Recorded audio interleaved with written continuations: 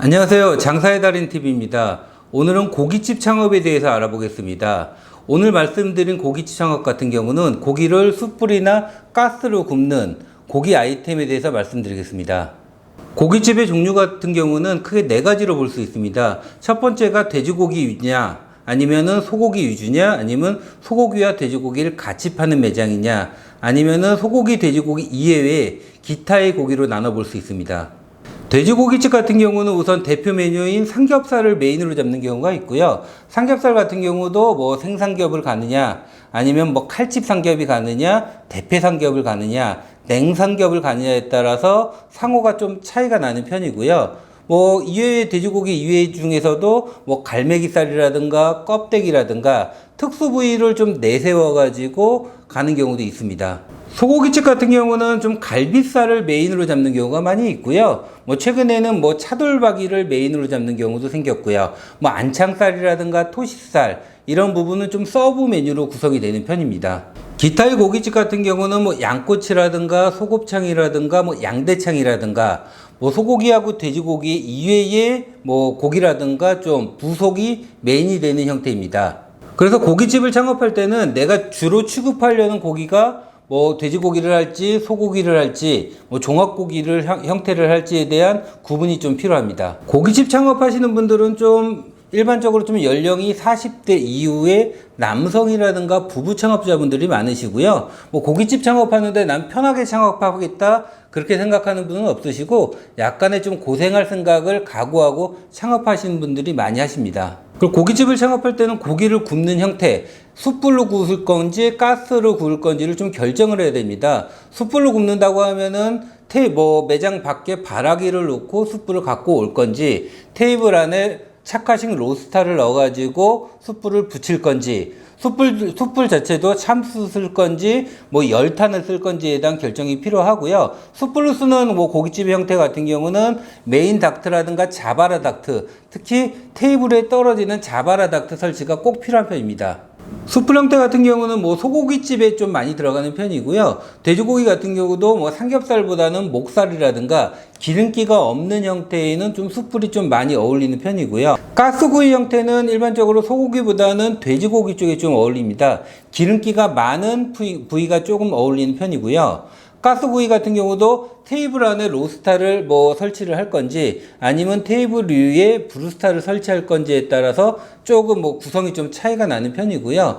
가스구이 형태 같은 경우는 메인 닥트는 설치를 꼭 해야 되겠지만은 자바라 닥트 같은 경우는 설치를 안 하는 경우도 있습니다. 그리고 고깃집의 가격 책정은 또 매장마다 좀 차이가 납니다. 일반적으로 1인분 개념, 1인분에 얼마의 판매가 되는 형태가 있고요. 그래서 뭐 돼지고기 같은 경우는 1인분에 150에서 200g을 좀 많이 잡는 편이고요. 소고기 같은 경우는 120에서 150g을 많이 잡는 편입니다.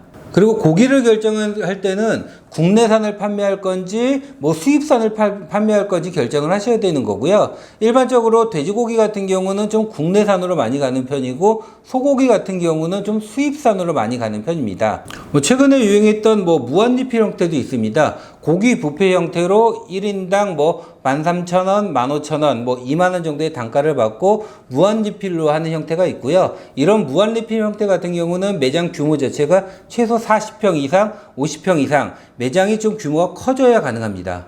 무한리필 같은 경우는 초기에 좀 이슈는 잘 됩니다. 큰 매장에서 뭐 고기를 좀 무한리필로 판매하다 보니까 처음에 손님은 좀 많이 오는 편인데 그걸 유지하기가 상대적으로 어려운 부분이 있습니다. 또 하나의 형태로는 정육식당 형태가 있습니다. 고기를 따로 사가지고 세팅비, 야채라든가 세팅비를 따로 받는 형태가 있고요. 이런 형태는 좀 한우 전문점이라든가 국내산 고기 위주에서 좀 많이 나오는 편입니다.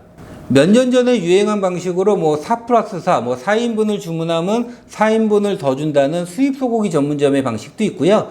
요즘에는 이런 방식을 쓰는 데는 많지 않습니다. 마지막으로 한 접시 단위, 뭐 한 근이라든가 1kg 단위로 해가지고 뭐 접시 단위로 판매하는 거고요. 예전에 뭐 돼지 부속 식당이라든가 뭐 수입 소고기 식당에서 많이 사용하던 방법입니다. 고깃집을 선택할 때는 또 불판도 많이 중요합니다. 어떤 불판을 사용하느냐에 따라서 조금 이렇게 좀 비주얼이라든가 좀 고기의 맛이 좀 차이가 나는 편이고요. 그래서 고깃집의 차별화를 할 때는 뭐 대형 돌판을 사용한다거나 뭐 소뚜껑 불판을 사용한다거나 불판 쪽을 좀 특색 있게 하는 경우가 많이 있고요. 뭐 최근에 예전에 같은 경우는 뭐 불판 위에 뭐 계란 크러스트를 만든다거나 불판을 차별화하는 경우가 많이 있습니다. 고깃집 창업 아이템 같은 경우는 다른 아이템에 비해서 인테리어 의존도는 상대적으로 좀 낮은 편입니다. 고깃집을 뭐 인테리어가 예쁘다고 많이 가기보다는 고기의 질이 얼마나 좋니, 가격이 싸니에 따라서 고깃집을 가다 보니까 인테리어 투자는 상대적으로 다른 아이템보다는 좀 덜할 가능성이 있습니다. 그래서 뭐 고기 단가가 높거나 하는 경우가 좀 인테리어 시설이 들어가는 편이고요. 일반적으로 좀 고기 포차, 고기에 고기 한 점에 소주 한 잔을 먹는 그런 고기 포차 같은 경우는 인테리어 부분을 크게 투자하지 않아도 가능합니다. 대신 고깃집은 다른 음식점에 비해서는 뭐 닥트라든가 자바라라든가 환기 부분에는 약간의 비용이 추가가 되는 편입니다. 고깃집 같은 경우는 일반적으로 1층에 20평 이상의 창업하는 아이템입니다. 20평이라고 하면 테이블이 한 10개가 정도 나오는 컨셉이고요. 실제로 뭐 이게 뭐 부속구이 식당이냐, 뭐 삼겹살 전문점이냐, 뭐 고기 뷔페냐에 따라 평수는 차이가 나지만은 일반적으로는 뭐 1층에 한 20평 정도, 아무래도 고깃집은 포장이라든가 배달이 상대적으로 좀 잘 안 되는 아이템이다 보니까 평수는 한 20평 이상을 보시는 것이 좋습니다. 영업시간 같은 경우는 점심 장사를 하느냐 안 하느냐에 따라 좀 차이가 나는 거고요. 점심 장사를 하는 경우 같은 경우는 오전 10시 반이나 11시쯤 오픈해가지고 저녁 한 9시, 10시 정도, 한 12시간 정도 영업을 하게 되고요. 물론 그 이상 영업을 할 수도 있지만은 영업시간이 늘어난다고 하면은 인건비라든가 생각했을 때 비효율적인 경우가 있고요. 아니면은 아예 뭐 저녁 4, 5시에 오픈해가지고 저녁 한 12시, 1시까지 하는 형태. 영업시간 같은 경우는 점심 장사를 하느냐 안 하느냐에 따라서 좀 매장마다 좀 차이가 있는 편입니다. 테이블 단가 같은 경우는 뭐 수입 돼지고기 전문점 같은 경우는 한 35,000원에서 4만원 정도 나오는 편이고요. 수입 소고기 같은 경우는 한 45,000원에서 5만원 정도. 국내산 돼지고기 같은 경우도 45,000원에서 5만원 정도. 한우 전문점 같은 경우는 한 7만원, 8만원대로 좀 높아지는 편입니다. 그리고 고깃집 같은 경우는 한번 체류 시간이라고 그러잖아요. 한번 와서 계신 시간이 일반적으로 1시간에서 1시간 10분 정도 걸리는 아이템입니다. 고깃집 원가율은 다른 외식업하고 비슷하게 한 35% 정도를 잡고요. 대신에 그 고기 원가와 밑반찬 원가를 좀 구분을 해야 됩니다. 뭐 밑반찬이 많이 안 나가는 뭐 고깃집 같은 경우는 고기 원가를 한 30%까지 잡을 수 있는 거고 밑반찬을 5% 잡는다거나 아니면 밑반찬이 좀 잘 나오는 매장 같은 경우는 고기 원가를 한 25%, 26%를 잡고 밑반찬을 한 9%, 10% 정도를 잡는 경우도 있습니다.